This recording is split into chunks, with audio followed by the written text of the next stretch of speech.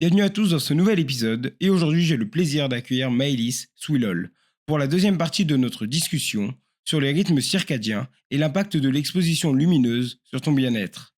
Ensemble nous allons découvrir comment optimiser ton sommeil pour améliorer ton attention, ton énergie, ton humeur et ta neuroplasticité.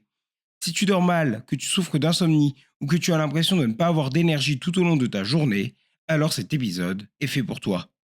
Attends-toi à apprendre comment utiliser l'exposition lumineuse pour améliorer ton sommeil, pourquoi tu ne devrais pas te lever plus tard le week-end, quelles sont les conséquences d'un mauvais sommeil, comment l'exposition lumineuse le soir vient ruiner ton sommeil, comment vaincre tes insomnies, quel impact a la caféine sur ton sommeil et comment le réduire, et bien plus encore.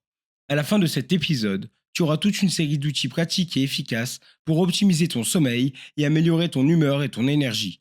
J'espère que tu prendras autant de plaisir à nous écouter que nous en avons pris à le faire. Merci encore pour ta curiosité. Et sans plus attendre, voici Maëlys Poulol.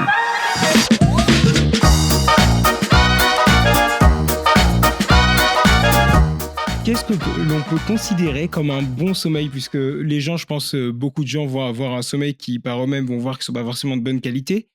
Mais je pense que si on demande aux gens qu'est-ce qui constitue un bon sommeil, ils vont rarement nous dire les bonnes choses. Donc, quels sont les éléments qui définissent un bon sommeil? Comment est-ce que toi, par exemple, pour préparer tes sujets dans tes études, qu'est-ce que tu leur imposes? Qu'est-ce qu'ils doivent faire pour être sûr que l'on considère qu'ils aient un bon sommeil? Alors, un sommeil de qualité, eh bien, ça se caractérise par le fait qu'on va avoir une journée du lendemain de qualité. C'est-à-dire qu'on n'aura pas de somnolence, on sera en pleine possession de ses moyens physiques et mentaux et on aura le sentiment d'être fonctionnel et voilà, d'être fonctionnel pendant la journée. Et donc, souvent, ce qu'on caractérise, d'un bon sommeil, déjà, c'est une durée suffisante de sommeil. Les recommandations, de sommeil sont de 7 à 9 heures, pour les adultes et en moyenne en France, on a seulement 7 heures. Enfin, on peine à avoir presque les 7 heures, de moyenne en France, donc les Français, on dirait qu'en moyenne, ils dorment pas suffisamment. Hem Et les recommandations aussi sont beaucoup plus élevées chez l'enfant, c'est-à-dire que, il faut beaucoup plus dormir pour un enfant. On est entre 9 à 12 heures pour, l'école primaire et de 8 à 10 heures pour les adolescents, enfin de 12 à 18 ans, on va dire. Ensuite, on caractérise un bon sommeil par une bonne, hem, continuité, c'est-à-dire qu'on va avoir peu ou pas de réveil nocturne et on va s'endormir, on va dire en moins de 30 minutes. Et enfin, on pourrait caractériser un bon sommeil par une architecture du sommeil normale. Donc l'architecture du sommeil, c'est-à-dire la succession des cycles de sommeil. Donc on va avoir le sommeil léger, le sommeil profond et le sommeil paradoxal, donc qui est surtout celui des rêves, en fin de nuit surtout. Et enfin, pour caractériser un bon sommeil, eh bien je dirais qu'on a une facilité à réguler ses émotions, son agitation, son anxiété et pas d'inertie de sommeil. Parce que du coup, le matin, si on a eu, un mauvais sommeil, on va avoir ce qu'on appelle l'inertie de sommeil. C'est-à-dire qu'on va avoir du mal à se réveiller, on va être, ce qu'on appelle, dans le gaz. Ok, super. Et quels sont les mécanismes neuronaux? Donc, si on rentre vraiment là dans le cerveau, qu'est-ce qui se passe avant le sommeil, dans la journée, peut-être, je sais pas jusqu'à quand est-ce qu'il faut remonter, et pendant le sommeil, et qui vont peut-être nous différencier du coup les différentes phases de sommeil que tu disais, et qui vont nous préparer pour le sommeil. Alors, pour, l'endormissement et le sommeil, il y a 2 mécanismes, qui rentrent en compte. Il y a à la fois le système circadien qui détermine le moment, propice au sommeil. Donc c'est un peu l'horloge, ou le réveil qui sonne qui dit: «OK, maintenant, c'est l'heure d'aller dormir». Et il y a un autre système qu'on appelle le système homéostatique et qui là, c'est celui qui accumule la pression de sommeil. Donc là, ça marche un peu comme un sablier, c'est-à-dire que au fur et à mesure de la journée, on va, accumuler de la pression de sommeil. Ça marche, pour l'adénosine, ceux qui connaissent ou qui en ont déjà entendu parler vont reconnaître. Donc le bon moment pour s'endormir, c'est lorsqu'on a accumulé assez de pression de sommeil et que, c'est le moment propice aussi pour dormir. Et comment est-ce que ça va se caractériser? Donc, est-ce que c'est la mélatonine qui va être du coup produite de manière régulière en fonction du rythme circadien? Est-ce qu'il y a des facteurs déclencheurs de la production de mélatonine et à l'inverse, du coup, je suppose des facteurs qui empêchent son déclenchement ou qui retardent son déclenchement? Alors, du coup, pour, répondre aux 2 systèmes, déjà pour accumuler de la pression de sommeil, il faut qu'on soit assez actif dans la journée. Il faut qu'on ait eu des activités, cognitives, assez importantes et aussi de l'activité physique. L'activité physique, ça va beaucoup aider à accumuler de la pression de sommeil et à avoir du coup un bon sommeil et effectivement, tu parlais de la mélatonine, que la mélatonine, on peut dire que c'est l'hormone de l'obscurité.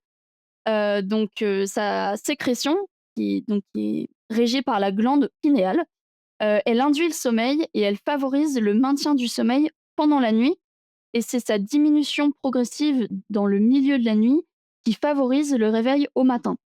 Et je trouve que c'est important de noter que, pour nous, la mélatonine, donc elle est sécrétée, c'est l'hormone de l'obscurité, comme je l'ai dit. Mais par exemple, pour les rongeurs, donc vont plutôt être actifs, pendant la nuit et qui vont dormir le jour, eh bien, ils sécrètent aussi la mélatonine pendant la nuit. Donc pour eux, la mélatonine n'a pas le même effet que pour nous, c'est-à-dire que pour nous, elle va favoriser notre endormissement et maintenir notre sommeil, et avoir un bon sommeil, alors que pour le rongeur, eh bien, pas du tout. C'est tout l'effet inverse. Et par contre, elle va bien être influencée par les mêmes facteurs, du coup. Et du coup, oui, c'était la 2e partie, de ta question. Oui, elle va être, influencée par, les mêmes, effets, c'est-à-dire que la mélatonine, elle a à la fois une sécrétion donc qui est circadienne, donc on a un rythme, de la sécrétion de la mélatonine et à la fois du coup par l'obscurité. Effectivement, parce que quand on a, les écrans le soir, notamment avec la lumière bleue, eh bien ça va décaler ou supprimer notre sécrétion de mélatonine et du coup c'est très mauvais parce que du coup on va décaler, également, nos notre bon sommeil, on va dire. Et est-ce que le décalage se fait juste que, par exemple, mettons que normalement on s'endorme à 22 heures, à 21 heures on est sur notre téléphone, ça décale la mélatonine de, mettons, de 2 heures, enfin ça décale dans le temps la mélatonine, mais ça la décale ultimement, c'est-à-dire que juste à partir du moment où ça la décale de 2 heures, donc par exemple, du coup là on pourra s'endormir pas avant 23 heures ou minuit, ou est-ce que si après à 23 heures on regarde encore notre téléphone, ça décale à 1 heure et 2 heures du matin et ainsi de suite? Alors du coup, une fois qu'on est dans un mécanisme où on va chercher à s'endormir et cetera, plus on va regarder donc les téléphones, les écrans, enfin voilà, plus ça va nous décaler et les effets sont, assez importants et plus ça va être dans un moment où on est censé dormir, plus ça va avoir, un effet éveillant du coup important et qui va aussi nous décaler. Donc par exemple, pour les gens qui font des insomnies, par exemple, qui se réveillent la nuit et qui ensuite n'arrivent pas à s'endormir, là, il faut surtout pas regarder les écrans parce que là, ça va être encore pire pour, se rendormir par la suite. Donc vraiment pour les réveils nocturnes, c'est vraiment déconseillé, de regarder les écrans. Ça va être extrêmement compliqué, ça va encore plus nous décaler et ça va beaucoup trop nous éveiller pour retrouver le sommeil. Et donc l'insomnie, c'est purement, entre guillemets, une conséquence de production décalée ou de non-production de mélatonine au bon moment. Alors, il y a énormément de facteurs, de l'insomnie. Je dirais même qu'il y a plusieurs types d'insomnie. Après, je suis pas la meilleure, spécialiste pour parler d'insomnie, mais il peut y avoir donc plusieurs, types, d'insomnie et j'ai oublié le début de ta question. Est-ce que c'est uniquement dû à la mélatonine? Du coup, enfin, il y a plusieurs facteurs, Ah oui. mais à quel point est-ce que du coup une complémentation, du coup derrière, ça va être la question suivante, comment est-ce qu'une complémentation en mélatonine peut peut-être venir régler le problème? Alors, si du coup le problème est plutôt, circadien au niveau des rythmes, au niveau qu'on n'arrive pas, à s'endormir et cetera, complémentation en mélatonine peut aider. Faut bien en parler avec son médecin avant de faire ça pour bien le mettre en place de manière, efficace et par contre, il y a des gens qui vont avoir plus une insomnie qui est due à leur anxiété, à leur stress et cetera et du coup, là, il va y avoir plutôt d'autres méthodes, pour s'endormir. Donc avoir une bonne exposition, pendant la journée, une bonne pression de sommeil, effectivement, ça aide à réduire l'anxiété, moyenne pendant la journée et avoir une pression de sommeil suffisante pour s'endormir. Parce qu'il y a des gens, du coup, qui font des insomnies parce qu'ils ont pas assez de pression de sommeil. Si on n'a, pas fait grand chose pendant sa journée, ça arrive et ben, du coup, on n'aura pas assez accumulé, on n'aura pas suffisamment accumulé assez de pression de sommeil pour pouvoir bien s'endormir. Donc là, ben, on aura encore, trop de réserves, d'énergie, peut-être. Et par contre, il y a des gens, ça va plutôt être, l'anxiété et donc là, il y aura d'autres mécanismes ou aides. Ça va être, par exemple, des exercices, de respiration. Donc on peut parler de la cohérence cardiaque, on a aussi la respiration abdominale lente, on peut avoir de la visualisation, positive et le scan corporel. Est-ce que tu peux nous détailler un petit peu plus? Parce que je pense que la cohérence cardiaque, tout le monde voit ce que c'est, respiration lente, est-ce que c'est, comment ça se passe? Est-ce que c'est quelqu'un qui va juste augmenter la durée de ses inspirations et de ses expirations? Est-ce qu'on se concentre uniquement sur les expirations, sachant que c'est, l'expiration qui vient activer le système sympathique? Parasympathique Parasympathique. pour être calmé, ouais, parasympathique. Et pareil pour, les scans corporels, bon, je pense que ça, c'est assez clair. Et ça, c'est quoi la visualisation positive? Ouais, la visualisation positive, ça va être, on va essayer d'avoir des images mentales d'un endroit où on se sent bien, calme, reposé. Par exemple, ça peut être, au bord d'une plage avec le bruit des vagues et ça va être, à la montagne ou peu importe, ça peut être un endroit qu'on imagine ou qu'on connaît déjà, mais où on sait qu'on va se sentir bien et apaisé. Donc ça aide vraiment à chasser, les pensées parasites ou les mal-être, les problèmes et cetera auxquels on a souvent tendance à repenser juste avant de dormir. Et sinon, la respiration, on va avoir la respiration lente. Ça va être vraiment se concentrer sur, à la fois bien respirer. Ça peut être, bizarre dit comme ça, mais la journée, on se concentre pas du tout sur notre respiration. C'est un phénomène, assez, naturel, heureusement et dont on se soucie pas. Et là, ça va être d'essayer d'avoir cette visualisation de la respiration, de l'air qui entre et qui sort de manière assez lente pour avoir un effet, calmant. Ça rejoint certaines pratiques méditatives, mais du coup, on va essayer d'imaginer l'air qui passe, à la fois qui remplit nos poumons ou qui, gonfle notre abdomen et ensuite, qui ressort. Donc ça, c'est ce que devrait faire une personne pour essayer de se rendormir si, elle s'est réveillée, qu'elle n'arrive pas forcément à se rendormir. Mais uniquement du coup dans le enfin, est-ce que ça marche dans tous les cas ou est-ce que c'est juste un moyen dérivé pour réussir à enlever les pensées négatives? C'est-à-dire que quand c'est, autre chose la cause, genre, par exemple un manque de mélatonine, est-ce que ce genre de technique peut marcher? Ou du coup, est-ce que c'est normal si certaines personnes pour qui ça marche pas et donc dans ce cas, c'est juste que le problème est ailleurs? Et bah, du coup, oui, effectivement, ça dépend de la cause, des insomnies ou des réveils nocturnes et cetera. Il y a des gens pour qui, ça va bien traiter la cause de leur problème, donc ça va super bien marcher, ces différentes techniques de relaxation. Si les insomnies sont plutôt dues à de l'anxiété, à un mal-être ou à des soucis. Si par exemple, c'est plutôt de l'accumulation d'un retard, d'une mauvaise synchronisation et cetera, là pour le coup, avoir d'autres techniques et mises en place pendant la journée, par exemple avoir une bonne exposition lumineuse, une supplémentation en mélatonine avec, avis du médecin ou, augmenter son activité physique. Là, ça va bien aider. Mais souvent, malheureusement, c'est souvent un ensemble de facteurs, qui peuvent, être non exclusifs. C'est-à-dire qu'on peut avoir, une mauvaise, on va dire, hygiène lumineuse, pas faire beaucoup d'activité physique et du coup, avoir, beaucoup de soucis d'anxiété et cetera parce que l'anxiété va être mal régulée et donc du coup, on va avoir un peu tous les problèmes en même temps et donc là, c'est des phénomènes, qui sont un peu plus compliqués. On peut commencer par les méthodes douces de respiration et cetera et à la fois commencer à mettre en place certains mécanismes pendant la journée. L'exposition à la lumière, ça pourra pas faire, de mal, que du bien pendant la journée. Donc, on peut essayer de mettre en place plein de petits points pendant la journée pour nous aider à mieux dormir. Ouais, donc l'idée, ça va être par exemple dans la journée d'essayer d'accumuler un maximum de pression de fatigue. Donc, par exemple, faire de l'exercice, ne serait-ce d'ailleurs pour l'exercice pour les bénéfices que ça peut avoir sur la réduction du stress et de l'anxiété qui peuvent du coup après servir même pour ça le soir. Et du coup, l'exposition lumineuse, ou comme tu disais dans l'épisode précédent, le fait de voir le matin la lumière dès qu'on se réveille va permettre de lancer l'horloge, enfin de recalibrer l'horloge. Et est-ce qu'il y a un effet sur la production de mélatonine de voir la lumière le soir? Donc, par exemple, d'aller voir le coucher de soleil ou d'être dehors à un moment où la lumière commence à descendre? Alors, c'est une super question parce que, l'été quand, on est en terrasse par exemple, en vacances et cetera et on qu'on voit le coucher de soleil et bien pour les, couche-tôt, lève-tôt, du coup ça peut décaler effectivement leur horloge parce qu'ils ont pas l'habitude d'être exposés à ces intensités lumineuses-là, à ces heures-là. Donc c'est vrai que, le soir en terrasse, des fois, pour certaines personnes, ça peut avoir un effet, qui va un peu les décaler. Ah! Donc le fait de voir ah parce que non mais l'été, parce que c'est l'été, c'est tard, mais Ouais.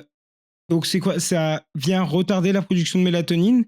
Alors que si la personne avait juste vu la lumière le matin et sans voir la lumière le soir, elle aurait eu, la mélatonine qui aurait été calibrée, je sais pas, par exemple 16 heures après, qu'elle ait vu la lumière le matin. Ouais. Ah OK, je pensais pas que ça aurait un effet, dans ce sens-là, je pensais que ça aurait un effet, positif. Ça peut effectivement alors après il y a, on va dire les effets, physiologiques, ça va être surtout donc pour les couche-tôt, lève-tôt où ça va un peu les décaler. Mais du coup, je sais que pour beaucoup d'autres, personnes, voir le coucher de soleil et cetera, ça a un effet, très apaisant. Enfin, ce que j'aimerais passer comme idée, c'est qu'il y a plusieurs phénomènes qui rentrent en compte avec l'exposition, le soir, on va dire avec la vertu du coucher du soleil. C'est-à-dire que ça peut avoir un effet apaisant qui va contrecarrer le fait que ça nous décale un peu au niveau de l'horloge. Du coup, on va quand même réussir à s'endormir malgré tout, même si notre production de mélatonine est un peu décalée. Ça va pas forcément retarder notre sommeil de manière dramatique par les effets, du coup, apaisants que ça peut avoir. Mais c'est quand même des situations assez particulières où, c'est pas tout le monde, qui est sensible à l'effet du coucher de soleil, en terrasse qu'on a le soir, l'été. OK. Parce que j'avais vu justement, que après je sais pas si c'était peut-être parce que c'était pas précisé, été-hiver et donc la à l'heure à laquelle le soleil se couchait, mais j'avais vu que enfin il me semble, hein, je suis pas sûr des résultats, c'était il y a un petit peu longtemps, que le fait de voir, le coucher de soleil, enfin le soleil se baisser, ça avait un effet protecteur plus tard sur, la production de enfin, ça protégeait des conséquences négatives, en partie, des écrans que pouvait avoir le soir sur la production de mélatonine. Ça venait agir, par exemple, si on voyait le soleil se coucher en hiver à 17 heures, si après à 21 heures on voyait des écrans, l'enregistrement que le soleil se couchait déjà il y a 4 heures vient protéger des effets négatifs et du délai de la mélatonine. Mais du coup, je suppose que si le soleil est tard, le coucher de soleil comme en été est tard, en fait, c'est juste qu'il vient juste décaler purement la production de mélatonine. Et bah, c'est hyper intéressant. J'aimerais bien, voir, ce papier et pouvoir le lire pour voir, si ça se précise ou pas, dans l'article, ou pas. C'est hyper intéressant effectivement et du coup, pourquoi pas? Enfin, ça se trouve, c'est l'heure à laquelle c'est ou alors comme je disais, c'est plutôt un effet, on va dire, plus psychologique et apaisant du fait de voir, le soleil se baisser et que ce soit une image agréable. Donc ouais, je serais curieuse de voir l'article. Bah, écoute, je vais essayer de retrouver tout ça, et je t'enverrai si j'arrive à rechoper, le tout. Et donc maintenant, je voulais voir concrètement quelles sont les étapes qu'une personne pourrait faire pour, optimiser son sommeil. Si quelqu'un maintenant a un sommeil qui est complètement, irrégulier, ça peut être, une nuit dort 6 heures, une nuit va se coucher plus tard que l'autre, il se lève à n'importe quelle heure. Est-ce que, qu'est-ce qu'une personne devrait faire pour optimiser son sommeil, par exemple? Alors pour optimiser, son sommeil de manière, globale, enfin pour, mieux dormir, tu veux dire?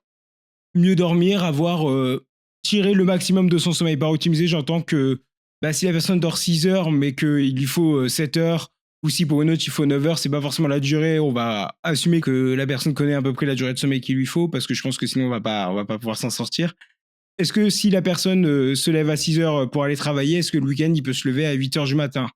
Quelle proportion est-ce qu'il peut décaler le sommeil, par exemple, pour le soir se coucher plus tard, les week-ends ou les jours où il travaille pas le lendemain, et cetera. Tu vois, tout ce genre de petites choses pour être sûr d'avoir un sommeil de la meilleure qualité possible et tirer le plus de choses de son sommeil.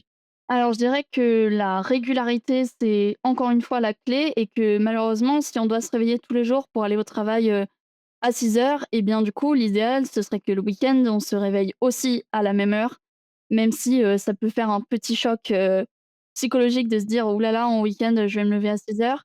Pour avoir le meilleur sommeil, et la meilleure architecture et le récupérer au mieux, ce serait l'idéal. Ce serait effectivement de toujours garder les mêmes heures de coucher et de lever, y compris les week-ends. Et est-ce qu'on va avoir un effet aussi sur la qualité durant l'éveil? Donc, est-ce qu'on va se sentir plus en forme si on se lève toujours à la même heure ou si le week-end, bon, bah, on a gratté 2 heures de sommeil de plus? Est-ce qu'en fait, ces 2 heures de sommeil de plus, elles vont, elles vont nous rendre plus en forme ou est-ce que, ironiquement, on va être moins en forme que si on s'était levé à 6 heures? Alors, il y a plusieurs phénomènes, qui rentrent en compte, mais globalement, si on a ce petit décalage, en fait, ça veut dire qu'on va se réveiller et d'habitude, on serait déjà éveillé si on se réveille plus tard le week-end. C'est peut-être pas très clair là. Oui, si, si, ça va. Je pense que j'arrive à comprendre que forcément, s'ils se lèvent à 6 heures tout le temps, quand ils vont se lever à 8 heures, bah, d'habitude, à 8 heures, c'est déjà 2 heures qu'ils sont debout et que donc le rythme circadien est déjà avancé sur d'autres étapes. C'est ça, c'est exactement ça. Du coup, donc si on a l'habitude de se lever à 6 heures en semaine et qu'on se lève à 8 heures pendant le week-end, et bien, du coup, ça fait 2 heures que notre organisme, normalement, il est déjà debout, en activité et cetera et cetera et donc déjà, on peut avoir une modification de l'architecture du sommeil. En plus, vu que c'est pas nos heures habituelles, on se lève à 8 heures, donc on va se dire: «Super, j'ai un peu plus dormi» mais on peut avoir plus d'inertie de sommeil. C'est-à-dire que vu qu'on n'a pas l'habitude de se réveiller à cette heure-là, on va être plus longtemps, dans le gaz et on va avoir du mal à, du coup, se mettre en route parce que c'est pas notre heure, habituelle de se mettre en route. Par contre, dans ces cas-là aussi, ce qui est important de préciser, c'est que l'idéal, encore une fois, l'idéal, c'est qu'en semaine, on soit pas en dette de sommeil. Parce que du coup, si la semaine, on accumule de la dette de sommeil, on dort, 6 heures alors qu'on en a besoin de 8, et que le week-end, du coup, on essaye de compenser en dormant un petit peu plus, en se réveillant plus tard, et cetera, eh bien, on va avoir la sensation qu'on a récupéré un peu de cette dette de sommeil, mais du coup, ça va à la fois un peu nous décaler pour la semaine d'après, comme ce qu'on disait, dans l'épisode précédent. Donc c'est pas forcément l'idéal non plus, mais on pourra reparler de comment récupérer de la dette de sommeil, plus tard. Mais en tout cas, pour, optimiser, son sommeil, de la meilleure manière possible, la régularité, c'est la clé, donc coucher et lever à la même heure. Un environnement propice au sommeil, c'est-à-dire, on va chercher une chambre, sombre, sans aucune lumière, calme et fraîche. Souvent, on dit qu'il faut 18-19 degrés dans la chambre. Avoir une routine de détente avant le coucher, c'est le plus optimal. Donc, on va se mettre dans un environnement, créer une routine avec, de la lecture, de une musique, douce, une douche, peu importe. Éviter les écrans, 1 à 2 heures, avant le coucher. 2 heures, ce serait, parfait, en mettant des filtres et du coup, avoir suffisamment d'activités intenses pendant la journée pour suffisamment bien dormir le soir et éviter la caféine, l'alcool et la nicotine, surtout, l'après-midi et le soir. Je voulais revenir sur l'idée des lumières avant le sommeil. Il me semble, les photorécepteurs, dis-moi si je dis n'importe quoi ou pas, mais il me semble qu'ils sont sur le bas des yeux parce qu'ils viennent choper la lumière d'en haut de base. Ou il y en a aussi Alors, sur le versant haut, parce que c'était pour savoir si en gros, le soir, si une lumière qui est, par exemple, si on met une lumière basse, par exemple au niveau du sol, est-ce que ça a le même impact sur la perception? Enfin, tu vois, est-ce que ça dérègle autant le cycle que si elle est au plafond? alors nos photorécepteurs, sensibles à la lumière, donc les cellules à la mélanopsine, elles sont plutôt, assez bien réparties finalement. Donc, il y aura pas forcément d'impact. Mais je pense que ce qu'il faut pas confondre quand on parle de ça, c'est que, pour mesurer les lux et l'intensité lumineuse qui arrive, aux yeux, si la lumière est basse, donc au sol, quand on regarde, ça va être, en face par exemple, on va prendre l'exemple de on a une lumière qui est un peu sous notre lit et qui projette, heu, un peu sous notre lit et nous on regarde en face ou peu importe. La lumière perçue et qui arrive aux yeux, elle sera bien moindre que celle qui est sur le plafond, tout simplement parce que les rayons lumineux, ils arrivent pas de la même source, du même angle et du coup l'intensité perçue sera pas pareille au niveau des photorécepteurs, même si nous, on a l'impression que, ça peut être un niveau de lumière équivalent. Ouais, OK, je vois ce que tu veux dire. C'est pareil. C'est comme, si regarder son téléphone, le mettre légèrement en oblique, on voit toujours pareil, mais le gros de la lumière par là et donc C'est ça. on est moins exposé, OK, oui. La directionnalité des rayons et les si on regarde la source directement ou une réfraction de la source, ça va pas produire, au niveau des photorécepteurs, la même intensité lumineuse perçue. Pour, revenir sur la mélatonine, comment est-ce que donc on a vu que pour prendre la mélatonine, bon, bah, déjà faut pas avoir d'ordonnance pour pour prendre de la mélatonine ou faut avoir une ordonnance? Alors en pharmacie, c'est vendu sans ordonnance jusqu'à 1,9, milligrammes, si je me trompe pas et à partir de 2, il me semble que c'est sur ordonnance. C'est à vérifier ça, mais il me semble que c'est ça. Et justement, est-ce que les doses de mélatonine sont pas énormes? C'est pas des supradoses par rapport à ce que nous on produit, de base pendant le sommeil? Et donc est-ce que c'est juste, pourquoi est-ce qu'il y aurait autant dans le cachet qu'on prend par rapport à je sais pas quel est l'ordre de grandeur par rapport à ce qu'on produit nous, normalement on va dire, corporellement? Alors il faudrait que je vérifie, mais il me semble que nous, ce qu'on produit, corporellement, c'est entre les picogrammes et les nanogrammes et ce qu'on nous vend, c'est Ouais. des microgrammes, donc c'est énorme, la différence. Encore une fois, c'est les ordres de grandeur, il faut que je les vérifie. C'est entre 1 million et 1000 du coup, de différence pour, picogramme à microgramme et nanogramme à ouais, c'est ça. Entre 1000 et 1 million de fois plus. Ouais, c'est pas mal. C'est pas mal, mais ouais, il faut que je vérifie, si c'est ça. Mais oui, la différence est assez, importante entre, ce qu'on a, nous, endogène et ce qu'on produit et ce qu'il y a dans les médicaments ou ce qu'on achète en pharmacie. Et donc pourquoi est-ce qu'il y a cette différence? Est-ce que c'est parce que quand on la prend, on va avoir énormément de pertes et donc on est obligé de prendre autant pour être sûr qu'il y en ait juste suffisamment? Ou alors est-ce qu'il y a tout qui rentre? Et dans ce cas-là, comment est-ce que ça peut venir? Je sais pas si ça a un impact négatif sur le système, le fait qu'il y ait autant, par rapport à ce qu'il produit normalement? Alors j'ai pas du tout la réponse à cette question, je suis Mmh. désolée. Je sais que, il y en a une partie qui est perdue et cetera parce que, ben, quand tu l'ingères, tu as forcément des pertes comme, n'importe quel cachet. Mais, j'avais assisté à une conférence d'une chercheuse qui s'appelle Debra Skin et qui parlait justement de ce fait-là, du fait que, quand c'est des médicaments, on en ingère une quantité, immense et elle était plutôt pour le fait de réduire à la baisse cette quantité et de voir les effets que ça a ou ce que ça peut avoir ou ce que ça a vraiment. Mais du coup, j'ai pas la réponse à cette question et j'ai l'impression que c'est encore, en recherche cette idée. Mmh. C'est encore un petit peu flou. Et du coup, oui, donc il y avait ça a pas forcément été trop réfléchi non plus de pourquoi est-ce qu'ils ont mis autant? Ils ont mis autant pour être sûr que ça puisse être, Je pense que si, mais OK. j'ai pas du tout les infos, en tête. Sur ça, je suis désolée. Ouais, il y a pas de souci. Et nous, maintenant, je voulais savoir quelles sont les conséquences qu'on peut avoir sur, une nuit blanche? Qu'est-ce qui se passe si on fait une nuit blanche, Est-ce que ça a des conséquences sur juste la journée, le jour suivant? Est-ce que combien de temps est-ce qu'on met pour, notre système pour «récupérer» entre guillemets d'une nuit blanche? Jusqu'à quoi est-ce qu'on peut voir du coup les conséquences de ça, notamment sur le dérèglement circadien? OK, beaucoup de questions en une. Oui.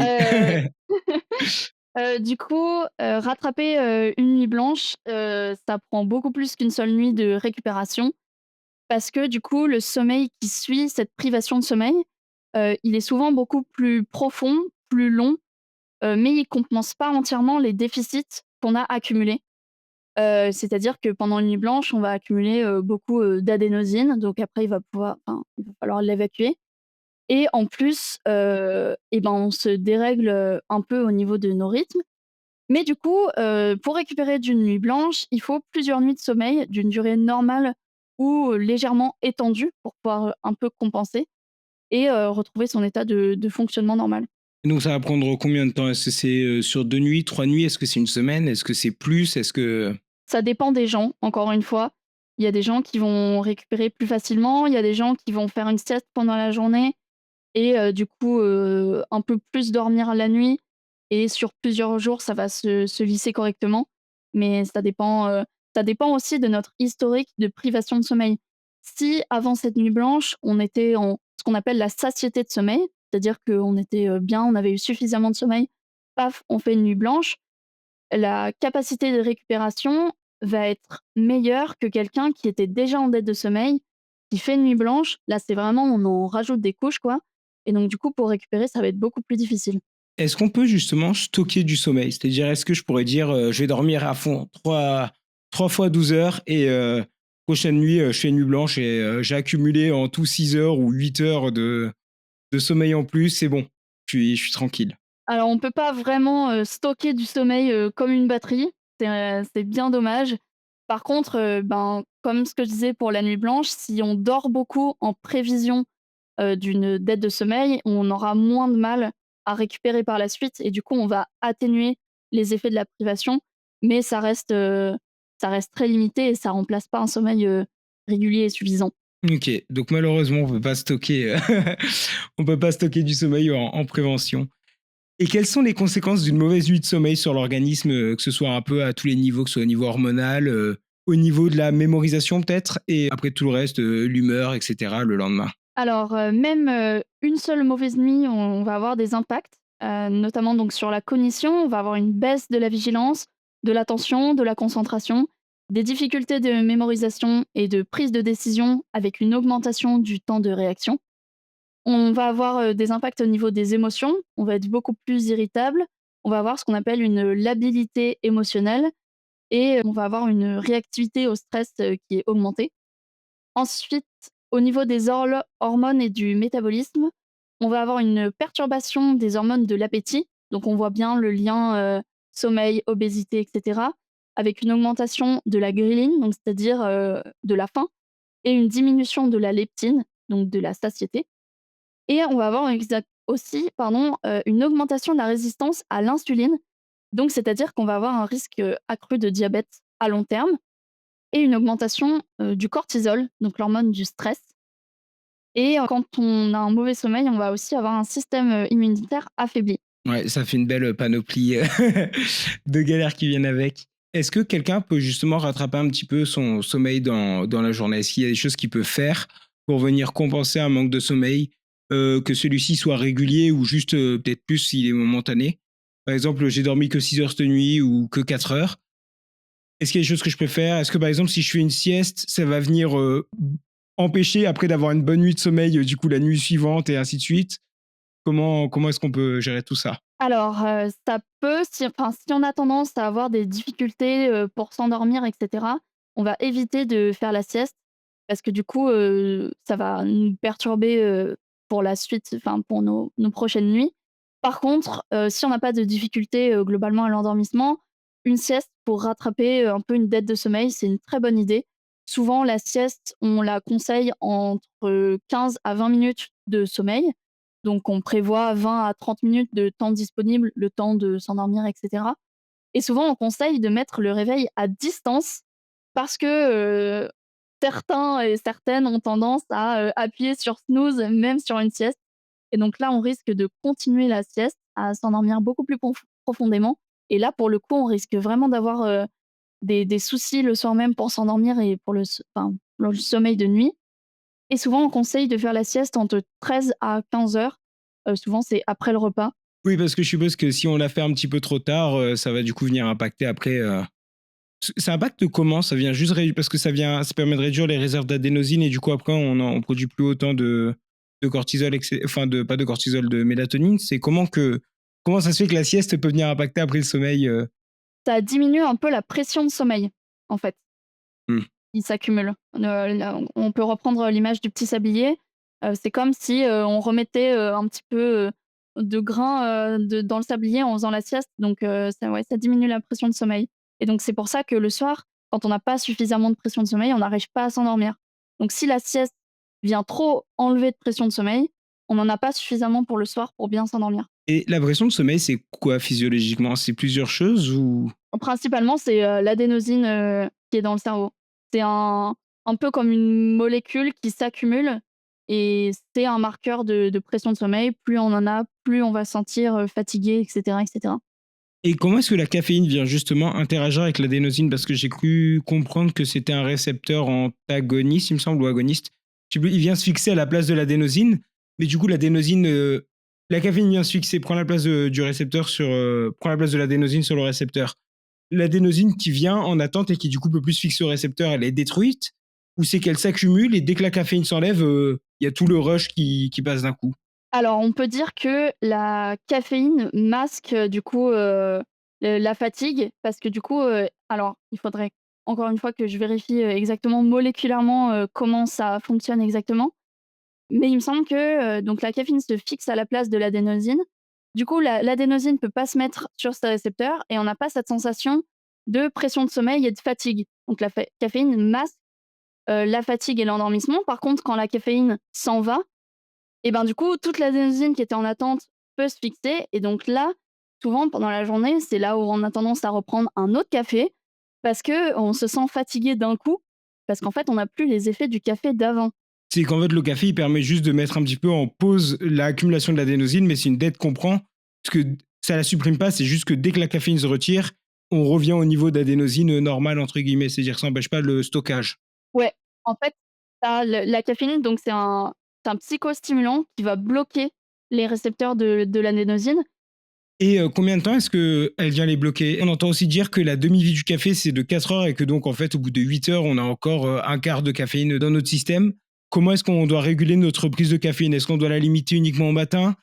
À combien d'heures avant le sommeil, avant l'endormissement, où on sait à laquelle on va se coucher, est-ce qu'on doit impérativement arrêter pour pas avoir trop de conséquences négatives sur le sommeil? Est-ce que juste la prise de caféine tout court vient dans tous les cas parce qu'il restera des résidus forcément le soir, impacter le sommeil? Quelle est la limite? Comment est-ce qu'on peut venir jauger tout ça? Alors effectivement, nous ce qu'on dit dans notre domaine, c'est que la demi-vie, du café est assez longue et du coup, dans les recommandations, on évite d'en consommer, après le début d'après-midi. Donc suivant son heure de coucher, mais après midi, max jusqu'à 14 heures, souvent il faudrait arrêter de prendre du café parce que sinon ça peut vraiment retarder, l'endormissement et un peu trop augmenter, la vigilance pour le soir. Et aussi, si on consomme du café le soir, la caféine a aussi un effet direct sur l'horloge et elle va la retarder. Ah, donc il y a le matin, elle permet donc aussi en partie de confirmer une calibration. Si on a l'habitude de prendre son petit café, du matin, oui, ça peut, faire partie un peu, des autres types minoritaires, très minoritaires, mais quand même, de synchroniseurs. Pour résumer, si quelqu'un veut bien dormir, veut pas avoir un sommeil de qualité, si on fait le résumé de la journée, il commence le matin, il sort dehors voir de la lumière. Donc on a dit que c'était le but, c'était de l'avoir le plus tôt possible et pendant une demi-heure, il me semble. Ensuite, il essaie d'avoir un peu d'exposition lumineuse, de l'exercice, de s'épuiser durant la journée et d'avoir de l'exposition lumineuse. Le soir, à partir de 2 heures avant d'aller dormir, il évite toute exposition directe à des éléments trop lumineux. Et au niveau de la caféine, c'est vers midi 13 heures, enfin 8 heures, on va dire à peu près avant le sommeil, c'est ça? Ouais, 8-10 heures. 8-10 heures, ok. 8-10 heures avant le sommeil, on essaye du coup d'arrêter toute prise de caféine. Et si jamais on est fatigué, on peut dormir, mais c'est 15-20 minutes et c'est juste après le repas. On essaie de pas trop le rapprocher du sommeil. C'est ça. Et j'aimerais aussi ajouter, il faut aussi limiter, la nicotine et l'alcool, surtout, l'après-midi et le soir parce que ça aussi, ça favorise pas du tout, un bon sommeil. Ok. Ah oui, et la régularité. Et la régularité, bien sûr, Faut essayer d'être régulier constamment dans son sommeil. c'est la clé, effectivement. Et une dernière chose aussi, ce serait de réserver l'espace du lit au sommeil parce que du coup, ça fait un peu un apprentissage de notre cerveau où quand on va au lit, c'est vraiment pour dormir et uniquement pour dormir. C'est pas, pour travailler, réviser et cetera ou du coup, on peut avoir des activités, plus complexes. C'est, pour dormir. Oui, parce que sinon on va avoir des associations et donc après notre cerveau quand on va se mettre dans le lit, ouais. Ok, je vois. Ce qui peut expliquer d'ailleurs les insomnies pour certaines personnes si justement quand on est insomniaque. Oui, ok. Est-ce que du coup si on fait une insomnie et qu'on reste dans notre lit donc pendant 1 heure et demie, 2 heures, 3 heures, soit sans rien faire juste en ruminant ou à l'inverse en étant sur le téléphone, est-ce qu'on ferait mieux du coup si on n'arrive pas à s'endormir au bout de 20 minutes, d'une demi-heure, de se lever, d'aller faire autre chose ailleurs du lit, quitte à être allongé sur le canapé ou quoi que ce soit, et de revenir se coucher uniquement le moment où on est vraiment fatigué? C'est un très bon point, exactement. Quand on parvient pas, à s'endormir, on se lève, on fait une activité, avec, extrêmement peu de lumière, enfin le moins possible ou de lecture, et cetera et quand on sent que le sommeil revient, on va dormir et donc comme ça, on garde l'association lit égale sommeil. Et donc Maëlys, pour finir cet épisode, est-ce que tu aimerais rediriger les gens vers certaines ressources, peut-être vers tes travaux, vers les travaux de ton équipe ou voilà? Les travaux de mon équipe, toujours bien sûr. On fait un travail, formidable ici au CERANEL, mais plus sérieusement, comme, ressource principale, j'aurais dit le site de l'INSV, donc c'est l'Institut national du sommeil et de la vigilance, qui fait des plaquettes, super sympas sur l'explication de ce que c'est que l'hygiène de sommeil, l'hygiène lumineuse et cetera et tous les bons conseils pour, bien dormir, bien vivre et bien gérer son travail de nuit ou son travail posté également, pour les gens, qui sont, impactés par ça. Ok, bah super. Bah merci beaucoup Maëlys pour ta participation au projet. Merci beaucoup à toi. J'espère que l'épisode t'a plu. Si c'est le cas, n'hésite pas à laisser un like et un commentaire pour me faire savoir ce que tu en as pensé. Tu peux aussi rejoindre l'aventure en t'abonnant à ma chaîne YouTube, à mon compte Instagram et à mon compte TikTok. Tu peux aussi t'abonner et laisser 5 étoiles sur Spotify et Apple Podcast. En tant qu'auditeur, je sais qu'on ne réalise pas toujours l'impact d'un abonnement ou d'une note 5 étoiles, mais crois-moi, en tant que créateur, ces petites actions sont cruciales pour améliorer le référencement et continuer à faire grandir ce projet.